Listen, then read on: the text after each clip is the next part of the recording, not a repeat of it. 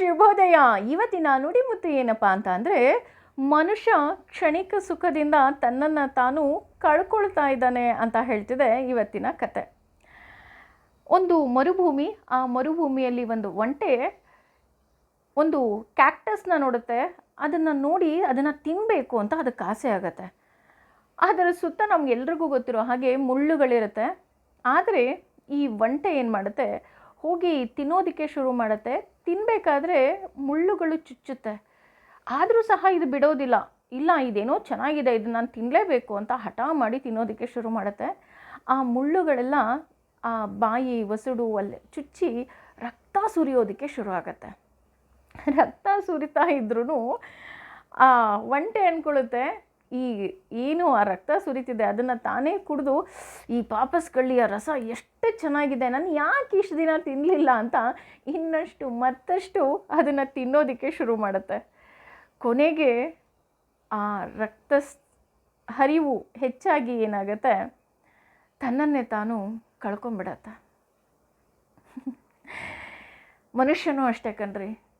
ಯಾವುದೋ ಒಂದು ಬೇಕು ಅಂತ, ಅಥವಾ ನಾವು ದೇವಸ್ಥಾನಕ್ಕೆ ಹೋದಾಗೆಲ್ಲ ಭಗವಂತನ ಹತ್ರ, ಭಗವಂತ ಇದು ಕೊಡು, ಭಗವಂತ ಅದು ಕೊಡು, ಇದಿದ್ದರೆ ನಾನು ಸುಖವಾಗಿರ್ತೀನಿ, ಅದಿದ್ದರೆ ನಾನು ಸುಖವಾಗಿರ್ತೀನಿ ಅಂತ ಕೇವಲ ಈ ಸಂಪತ್ತನ್ನು ನಾವು ಬಯಸ್ತಾ ಇದ್ದೀವಿ ವಿನಃ ನಿಜವಾದ ಸಂಪತ್ತು ಭಗವಂತ ಅನ್ನೋದನ್ನು ನಾವು ಮರ್ತೇ ಬಿಡ್ತೀವಿ.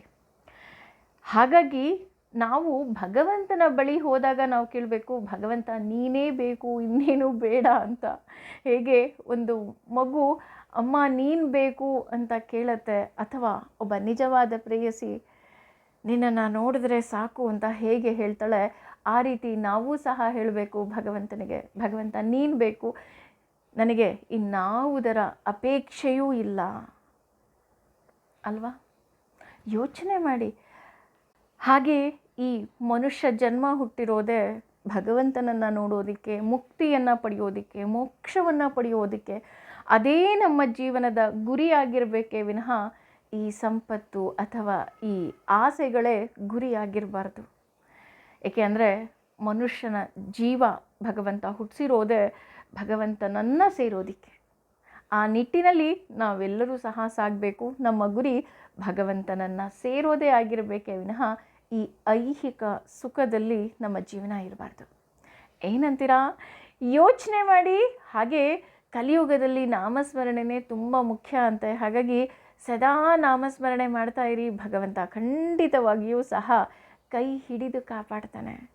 ವಾಲ್ಮೀಕಿಗೂ ಸಹ ರಾಮ ಅನ್ನೋದಕ್ಕೆ ಬರ್ತಿರ್ಲಿಲ್ಲ, ಆದರೆ ಮರ ಅಂತ ಬರ್ತಾ ಇದ್ದಿದ್ದನ್ನೇ ಮರ ಮರ ಮರ ಮರ ಅಂತ ಹೇಳಿ ರಾಮನಾಮದ ಜಪದಿಂದ ಒಬ್ಬ ಬೇಡ ವಾಲ್ಮೀಕಿ ಆದ್ರಂತೆ. ಹಾಗಿರಬೇಕಾದ್ರೆ ನಾವು ಭಗವಂತನನ್ನು ಸೇರೋದಕ್ಕೆ ಸಾಧ್ಯವಿಲ್ವಾ?